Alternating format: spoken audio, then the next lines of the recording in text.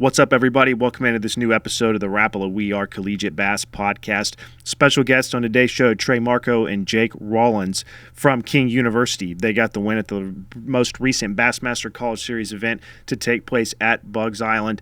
Trey, we'll bring you in here first, man. We've seen you at a couple of our events throughout the years, familiar with you guys, been out there, done well, had a camera in the boat on day 2 at the AFCO Collegiate Bass Open, I believe, 2 falls ago, but finally get the monkey off your back, get a major victory at a college tournament. Talk about what that means to you. Yeah, I mean, it's huge. This is something we've been working for most of our lives, me and Jake. And then the event last year was with my partner. For that was Hunter Barrow. And again, he was working for the same thing. I mean, this is what we're all here trying to achieve, competing. A lot of work goes into a lot of behind the scenes work that all makes that happen, and to get rewarded for all that, it feels good. Jake, same thing for you, man. He's talking about the hard work. It's time behind the windshield, driving to where you're going, preparation for those events, for all of it to pay off while balancing also school at the same time to get that victory. Speak to what it means to you as well.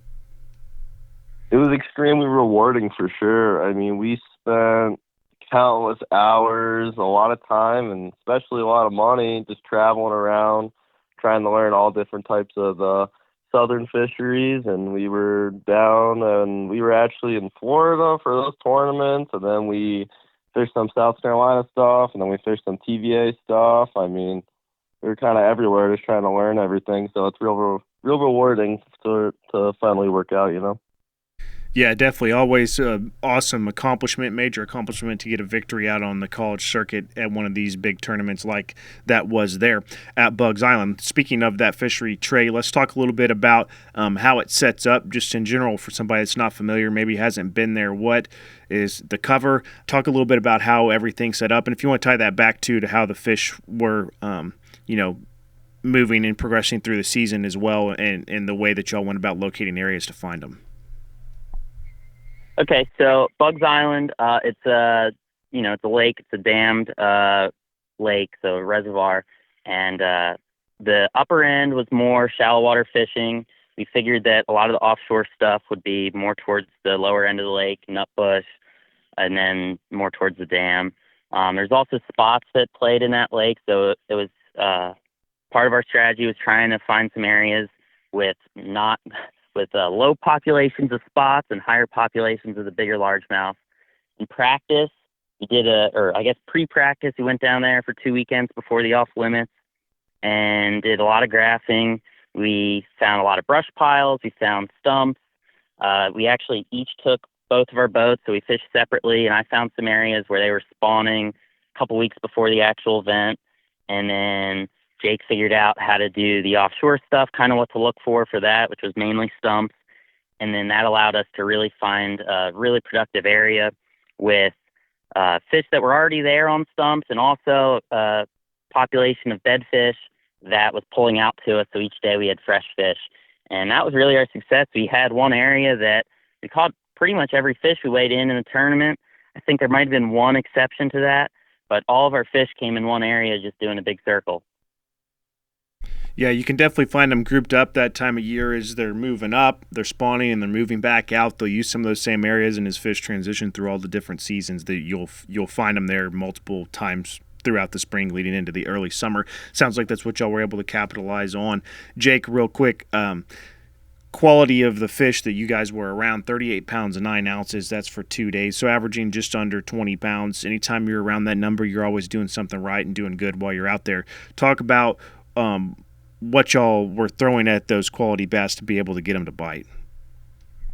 Yeah, so we really focused on a bigger profile bait. We were throwing that big Katana Mega Bass jerk bait, and then for a backup, like 1-2 punch kind of style, we would throw that at hair jig, which is a pretty big hair jig. I think it's like a 5/8 ounce, or it's something big. And we just tried to target those bigger largemouth, like Trey said. We tried to get away from the spots, and we hit them with that 1-2 punch and just did a circle for the whole day and just kept rotating the colors. And it was mostly those shad style colors, but we just rotated them and hit them as many times as we can until we got them to eat, basically. Bass Pro Shop School of the Year presented by Abu Garcia. You guys representing King University earned y'all some valuable points there by having that major victory. Trey, talk a little bit. So right now you guys are ranked 33rd. We'll talk more in just a minute about the upcoming Triple Points Collegiate Bass Fishing Championship presented by Bass Pro Shops taking place at Lake Hartwell next week. But leading into the end of the season here, y'all have got a couple more points earning opportunities out there. Y'all are ranked 33rd. Not out of the question that y'all can move up into the top 25. Obviously a major goal for any college team competing out on the circuit. Talk a little bit about what y'all would need to do to accomplish it and what it would mean if you're able to get inside the top 25 to round out the 24-25 season for the Bass Pro Shop School of the Year presented by Abu Garcia. The School of the Year, I mean, that's a really competitive points race. There's a lot of great schools, a lot of great anglers fishing this. I mean, this is really the best of the best. These are your next generation of pros, and to be able to be in the top 25, I mean, that'd be a huge accomplishment for us. King University, it's a relatively new team, about 5 to 10 years old. So we're constantly growing, and, these are great steps and great things to try and achieve. So for us to try and get into the top 25, collectively as a team, we just have to keep staying after it, stay on the gas. Currently, right now, I'm actually on Chickamauga, getting ready for the Bassmaster event coming up right after the ACA event on Hartwell. So it's just staying on the gas, trying to keep learning, and always improving. Yeah, definitely. No doubt. It's a year-long race. It starts June of the previous year and finishes up around May of the year following. And so for those 12 months, you guys are traveling all over the country, competing in all different types of fisheries, all different scale, regional, local, and national major tournaments. And to be able to be into the conversation where a younger program like you are, as you said, has a chance to crack inside that top 25 when it's all said and done, definitely a big deal for y'all. Jake, real quick, man, anybody that's listening as we're kind of talking about the success of the school this season that's not familiar with King University, kind of give a quick synopsis where you are located, how many anglers are on your team, any fisheries that are close by, just kind of a little summary of who and what King University and the bass fishing team is. Yeah, so King University is located in Bristol, Tennessee. We're a pretty small team. We only have 6 people that travel. I think everyone does have a boat. So, I mean, I guess we got 6 boats, but really only 3 teams. It's like a smaller Christian school. And we just a ton of local fisheries around. We have South Holston, you got Boone Lake, you got Watauga, and then you can even slide down into Knoxville for like those type of fisheries like Cherokee and Douglas, which are only an hour and a half. But we have a lot of fisheries around the house. I mean, it's pretty diverse. There's even striper lakes like Boone, and then you have spotted bass and smallmouth lakes, and you can go largemouth fishing. I mean, you can really do anything around the school. It's a great learning opportunity. There's just a lot of different types of fisheries around the school, so it's fun for sure. We're talking with Trey Marco and Jake Rowlands, King University. They're registered to compete at the upcoming Collegiate Bass Fishing Championship presented by Bass Pro Shops to take place at Lake Hartwell. Let's break that down a little bit. We previewed it with the guys from Montevallo last week, and we'll have one more preview podcast before the event next week as well. Second time the ACA will have contested the national championship there. This one's going to be the historic 20th. Trey, you talk about the history of y'all's team, and we've just got a little bit of a breakdown from Jake, and y'all kind of in your infancy, 5-10 years old, trying to grow it and keep doing so for the ACA here and now in our 20th season. For yourself to be competing in an event like this with the prestige that is a national championship tournament at the college level, but then also to have the added element of it being a 20th and monumental landmark milestone, what are you looking most forward to be able to compete in an event that's bringing with that the history and storied tradition of a major tournament? Yeah, I mean, this is a big event. It's a big event for us, me and Jake. It's a big event for ACA. It's a big event for Hartwell. This is, it's a big moment. There will be an opportunity for us to continue trying to keep the momentum going from Bugs and, hopefully roll that into Chick after that. But for us, it's just trying to stay focused and staying on the gas and just trying to figure a little something out on Hartwell. And let's talk about figuring out the lake a little bit. So this will be We've been there in the spring and April last year. Like I mentioned earlier, this will be the second national championship taking place in May. This one, the Collegiate Bass Fishing Championship, presented by Bass Pro Shops. Jake, for the way that the lake's going to set up, what are you anticipating? It's obviously a herring fishery. It's kind of early summer.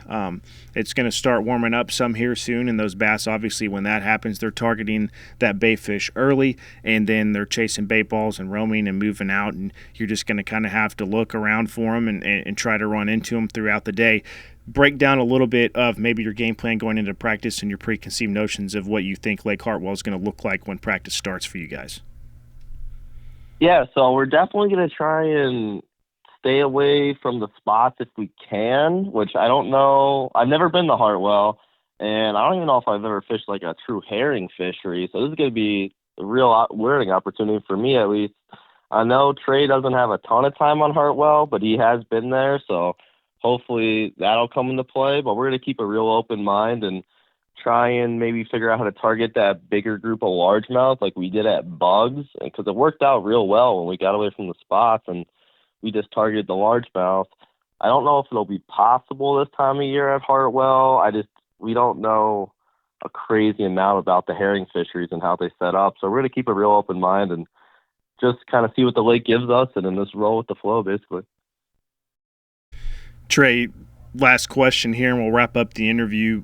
You going into it, what do you think y'all are going to, you're talking about targeting largemouth. So let's talk the largemouth. Total weight when it's all said and done for you guys, what do you think you're going to need to go catch to be able to be where you want to be kind of in the conversation and maybe even have a chance to win the tournament? As y'all are factoring in those largemouth, what are you hoping for each day of tournament competition to be able to bring to the scales to have yourselves in the conversation? It's really hard to predict on Hartwell. It's one of those fisheries where I think it can be, it can be amazing, and, you might need over 40 for 2 days to have a chance at it. And then I think, especially this time of year with summer getting closer, really already starting, fish are getting smarter. They've seen a lot of baits already. It could be a grinder too. So not really sure what to expect. I think for us, if we can weigh in that 37 to 40 pound range, that really would be phenomenal. I think that will give you a shot at it, but I haven't been on Hartwell for over a year at this point. So a little out of the loop as far as Hartwell goes. Like Jake said, we're just going to keep an open mind and kind of see how practice goes and make the best of it. We look forward to seeing you guys there and everybody else too competing in that tournament, the Collegiate Bass Fishing Championship presented by Bass Pro Shops, the ACA's historic 20th National Championship Tournament set to take place in just over a week at Lake Hartwell in Anderson, South Carolina. Trey and Jake, thanks for joining us today and taking your time here to be on this podcast. Congratulations again on the win, and we'll see you all very soon in Anderson, South Carolina. Thank you. Yeah, thank you. Appreciate it.